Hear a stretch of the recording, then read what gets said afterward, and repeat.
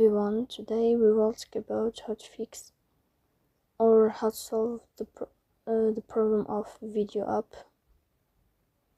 You will click on settings, as you see. Here we go to apps, default apps, app settings.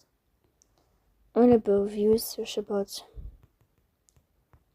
Vidio app and you will enter. Here in this page of app info, you will click on first step and you will click OK. Here you will enter to storage.